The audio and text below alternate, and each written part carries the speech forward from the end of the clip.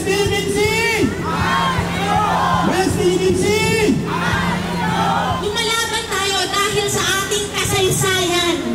Ang kasaysayan ng Pilipinas ay kasaysayan ng mga Pilipinong magigiting. Tama ba?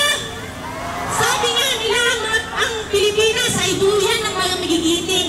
At tayo ay lumaban at nanalo laban sa mga nag-occupy sa atin na mga banyagang bansa nung nakaraan. Tama ba? Ang kalawang kay, lalaban tayo para sa kabuhayan. Kabuhayan, lalo na ng mga kasama nating mangingisda. Pwede bang palakpakan naman natin yung mga kasama nating mangingisda mula sa Masinlog? Salamat po kasi ilang oras po silang bumabiyahe para lang makasama tayo sa ating aksyon ngayong umaga. At kabuhayan po nila yung pinaka-apektado.